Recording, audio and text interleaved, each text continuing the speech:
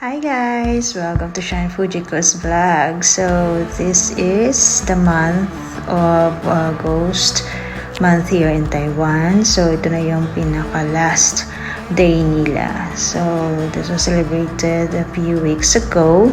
Ito na sabi ko sa Shine na pumunta siya para makita niya kung ano ba talaga yung mga sineselebrate nila. Kasi, after 2 to 3 years, it happened again due to the pandemic before. Kaya na-stop nila yung ginagawa nila every year. So, yung pinakamataas is para siyang palo-sibo guys. May mga paligsahan sila kung sino yung unang makapunta sa taas. So, may mga prizes din daw yan.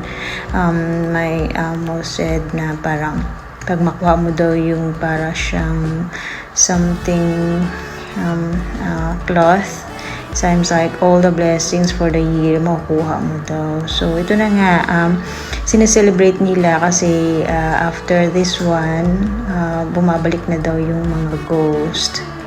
Hindi ko na kung saan sila papunta.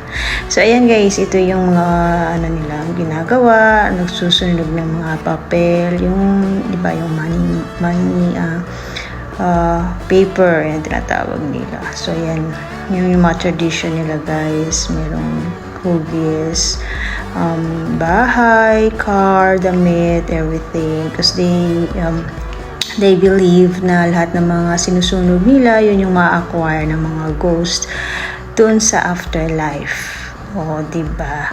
Nagsusunog sila. Actually, ng pera. Anyway, payanan natin. So, na yung mga tradition nila guys. So, since hindi ako makapunta, so yung Shine ko lang yung, at saka yung mga barkada niya ang nagpunta dyan. So, ito kasi yung event na ngayon lang yung nangyari dito sa barangay ng Tocheng. Ayan. So, ang daming tao actually. So, sa paligsahan nila, merong Indonesian na sumali. Filipino wala akong alamin. Yun yung sa amin ng amo ko.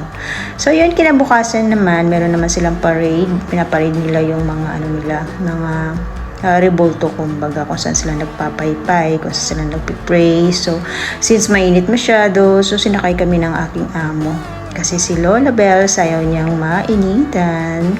So, yun na nga, pumunta muna kami sa iba yung lugar para magstay. So, yan pala yung upside down building. Malapit lang kami dyan. One of the tourist spot din na hindi ko pa napupuntahan. Yan, alam mo naman, pag always langit talaga. Pag I love the clouds talaga, yun. Diyan nakatutok yung camera. Diba? So, ayan na nga kami sa gilid, guys. Doon muna kami nag-standby para makita namin yung parade. Ayan. So, ayan, parang pinagagawa ko muna dyan, guys. Okay. So, ito na nga, nagpaparade na nga sila. Iba't ibang lugar. Ano yung mga rebulto, kumbaga yan. Yan yung pinapaypay nila. Yan yung mga tradition, Chinese traditions. Kumbaga, they full respect. I mean, na sila nagpipray, everything, naghahalad ng mga pagkain, pera, ganyan. So, yan, may mga paano-ano din sila, pa drums. Yan. Inano ko lang, pinatay ko lang kasi baka na naman ano na naman ako ni Lolo YT. So, yan ang lalaki ng kanilang, tawag dyan, dolls. Or, yun nga, yung pinipray-prayhan nila, guys. So, mahilig ang Chekwa or mga Chinese ng colorful, red, yellow, pink, ganyan.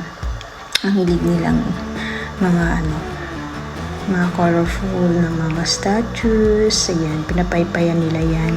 Sa iba't ibang lugar yan. From Keelung, from Ilan, from Chaosi. Ayan. So, here in Tocheng, kaya pinaparade nila. Mga barangay. Ayan, may mga float sila. Though, ayan siya. Hindi naman masyadong bongacious yung mga float nila, no? Pero, ano na din yan sa kanila. Big deal na din. So, ayan, from the other barangay pa yan sila. Pumunta lang dito. Dumayo lang dito para, kumbaga, ipasyal ang kanilang mga rebulto. So, this one, since it's a fish, maybe, hindi ko lang kung dito ba yan sa Tochen. Kasi kasi dito sa amin yung puro isda. Lapit kami sa dagat kasi. So, ayan guys. Yan lang. So, yung lola ko, nandyan siya sa car. Samantalang ako nasa labas muna. Nakikimarites muna para naman maganda yung pag-video ko. Kasi, ganda rin ang float. Nakakamiss yung sa Davao, no? Ayan. So, meron din silang sayaw-sayaw. Ayan, bongga. Sige. Ayan. Yan yung for me maganda. Pinaka-ano talaga.